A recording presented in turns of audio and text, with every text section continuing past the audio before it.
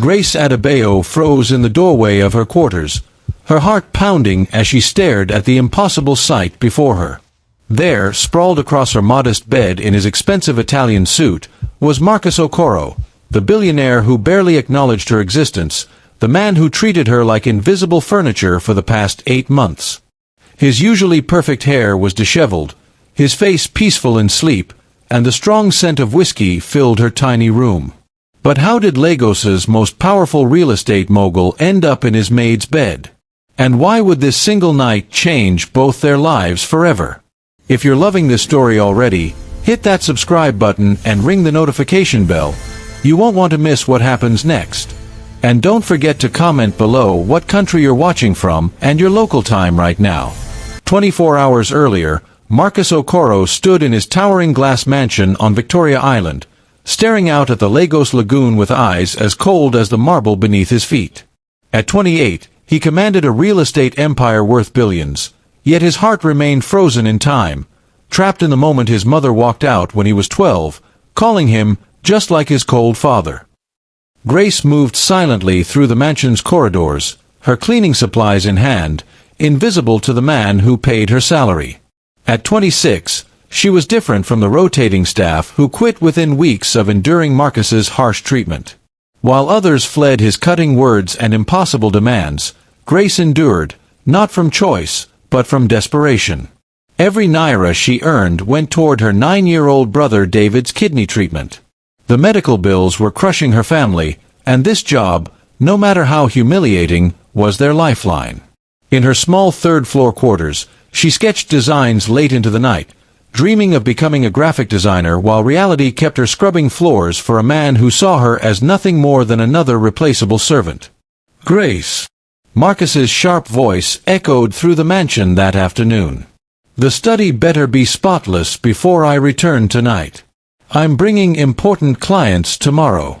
She nodded silently, watching him stride toward his Mercedes, designer suit impeccable, phone already pressed to his ear as he barked orders at some unfortunate employee.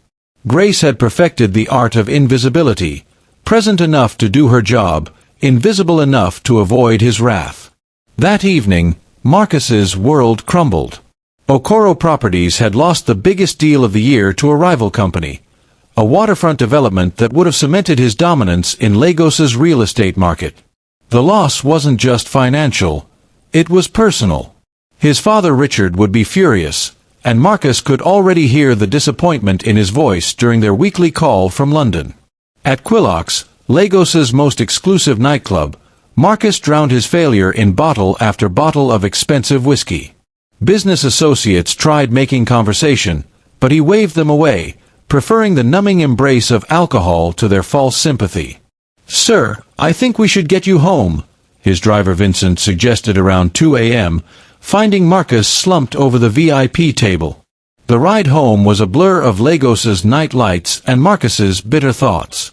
He'd built everything to prove he wasn't the failure his mother claimed he'd become, yet here he was, drunk, defeated, and utterly alone. Vincent half-carried Marcus into the mansion, but somewhere between the elevator and his master suite on the second floor, Marcus's intoxicated mind made a fatal wrong turn. Instead of his luxurious bedroom, he stumbled into Grace's simple quarters on the third floor, collapsing fully clothed onto her narrow bed. Grace returned from her night shift at a small printing shop in Surulere at 3 a.m., exhausted but grateful for the extra income. David's next treatment was due in 2 weeks, and she was still short on funds. All she wanted was a few hours of sleep before her duties at the mansion began again. But as she quietly opened her door, her world tilted. Marcus Okoro, the man who barely looked at her, who treated her like she didn't exist, lay unconscious on her bed. Her first instinct was panic. Had she done something wrong? Would he think she'd somehow orchestrated this? Then she noticed his pale complexion, the way his breathing seemed labored, the strong smell of alcohol. Her nursing instincts kicked in, skills learned from caring for David during his worst episodes. Marcus wasn't just drunk, he was dangerously intoxicated. Grace could have called Vincent to move him. She could have woken him up and risked his anger. Instead, She quietly fetched a blanket from her closet, covered his sleeping form, and settled into the corner chair to watch over him. Hour by hour, she monitored his breathing, ready to call for help if his condition worsened. She thought about her brother David, about all the nights she'd sat beside his hospital bed, and realized that suffering knew no social boundaries. The mighty Marcus Okoro looked as vulnerable as anyone else when life overwhelmed him. As Lagos's sunrise painted the sky golden, Marcus stirred. His head pounded with the worst hangover of his life, and nothing looked familiar. This wasn't his king-sized bed with Egyptian cotton sheets.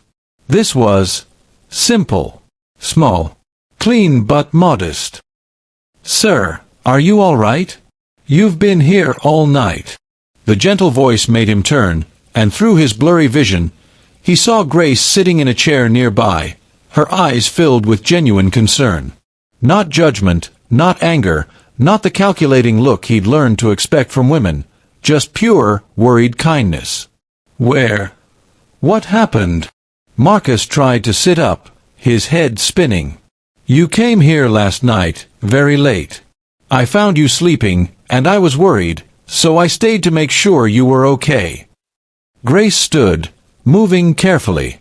"Do you need some water or medicine for your headache?" Reality crashed over Marcus like a cold wave.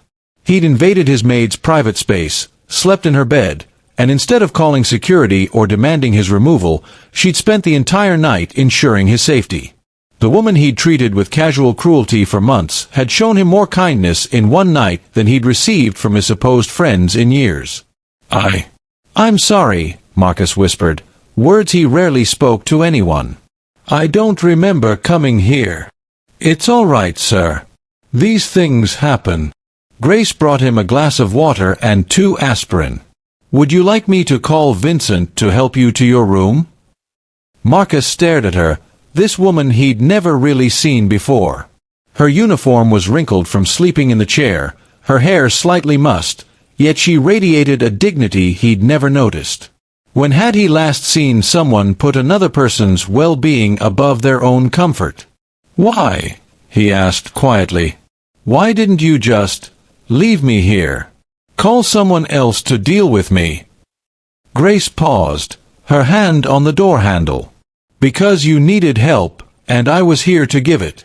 That's what people do for each other." After she left to prepare his breakfast, Marcus sat in her tiny room, overwhelmed by shame and something else, a feeling he'd forgotten existed. For the first time in years, someone had seen him at his absolute worst and responded with compassion instead of judgment. Instead of pretending the incident never happened, Marcus found himself drawn to the kitchen during Grace's morning routines. He started with simple questions. How long had she worked here? Did she have family? But Grace's initial terror of losing her job gradually gave way to cautious conversation. "Do you have family?" Marcus found himself asking one morning, surprising himself with his genuine interest. Grace hesitated, then her face softened. "A younger brother. David. He's 9, was doing well in primary school before he got sick." "What kind of sick?" The pride in her voice dimmed. "Kidney disease. He needs treatment, but—" She trailed off, suddenly remembering who she was talking to. But Marcus pressed gently, and slowly, Grace's story emerged. Parents who'd worked themselves to death trying to afford David's early treatments. A brilliant brother whose dreams were on hold while he fought for his life. Grace's own abandoned dreams of graphic design, sacrificed for her family's survival. During a routine house inspection, Marcus discovered Grace's sketches scattered around her room. He paused, studying the intricate designs with growing amazement. These weren't amateur doodles, they showed real talent, creative brilliance that moved him in ways he couldn't explain. For the first time in his adult life, Marcus saw past someone's social status and recognized their true worth. Without telling Grace, Marcus quietly arranged for David to receive treatment at Lagos University Teaching Hospital's private wing. He instructed his lawyers to set it up as a charity program for promising students, ensuring Grace would never suspect his involvement. When Grace burst into tears of gratitude at the news, Marcus felt something crack inside his chest. He'd forgotten what it felt like to use his wealth to genuinely help someone rather than intimidate them. Their daily conversations became the highlight of Marcus's days. Grace's genuine nature and quiet resilience began melting his hardened heart. He started treating other staff better, investing in local community projects, finding joy in simple moments, like the sound of Grace's laughter echoing through his previously silent mansion. Grace, despite trying to maintain professional boundaries, found herself falling for the man behind Marcus's cold exterior. She witnessed his late-night struggles with insomnia, his guilt over past mistakes, his genuine desire to become better. When she discovered he'd been secretly funding David's treatment, her carefully constructed walls completely crumbled. Their first kiss happened on an evening when Grace found Marcus sitting alone on the mansion's terrace, staring at the lagoon with tears streaming down his face. "Sir, what's wrong?" Grace approached carefully, her kind heart unable to ignore his pain. Marcus looked up, his usual armor completely gone. "My mother left when I was 12. The night before she walked out, she told me I was cold and heartless, just like my father. She said I'd never be capable of real love." Grace's breath caught. This powerful man, this billionaire who commanded respect from everyone, looked like a broken child in that moment. "She was wrong," Grace whispered, settling beside him on the stone bench. "I've seen who you really are. You saved my brother's life. You've been kinder to me than anyone ever has." "You're the first person who's ever seen the real me," Marcus said, his voice raw with emotion. "You're the first person who's ever made me believe I'm worth something," Grace replied, tears in her own eyes. In that moment of raw honesty, when both their masks had fallen away, they found themselves drawn together. Their first kiss was tentative, desperate, a healing balm for both their wounded hearts. But their happiness was about to be shattered. "I'm getting emotional over here." Smash that like button and comment your vibe right now. Happy, curious, or emotional? Drop the emoji that fits you best. Because this story is about to take a crazy turn. Richard Okoro arrived from London like a thundercloud, his 58-year-old face set in grim lines. Reports from concerned household staff had reached him, reports of his son's inappropriate relationship with a mere servant. Richard had built the Okoro empire through ruthless ambition and strategic marriages within elite circles. The thought of his son falling for a maid horrified him beyond measure. "This ends now," he told Marcus during their first confrontation. "I won't have you destroying everything I've built for some gold-digging opportunist." "Grace isn't like that," Marcus protested, but Richard's psychological warfare had already begun. Richard cut Grace's salary without explanation. He assigned her impossible tasks, then berated her for failing to complete them. He spread rumors among the staff about her seducing his son for money. But Grace, strengthened by love and determination, endured it all. Until Richard played his final, devastating card. While Marcus was away on a business trip to Abuja, Richard made his final move. "5 million naira, Richard said, sliding a check across his study desk. "Take it and disappear from my son's life forever." Grace stared at the money, more than she'd earn in 10 years. "I won't take your money, sir." Richard's smile was sharp as a blade. "Then let me tell you what will happen. I've made some calls. Your brother's treatment? It stops tomorrow. Every hospital in Lagos, in Nigeria, they'll refuse to treat him. He'll die slowly, painfully, and you'll watch it happen. You can't do that. I can do anything I want. Unless..." Richard leaned forward. "You leave. Tonight. Disappear completely from Marcus's life. Write him a letter saying you were only using him for money. Break his heart, and I'll ensure David gets the best treatment money can buy." Grace's world shattered. The man she loved versus her brother's life, no choice at all. That night, Grace packed her few belongings through a haze of tears. The hardest part was writing the letter, lies that cut her soul but would protect Marcus from his father's wrath. Dear Marcus, I'm sorry to leave this way, but I can't continue pretending anymore. I was only using you for financial gain. What happened between us meant nothing to me. Please don't try to find me. Grace.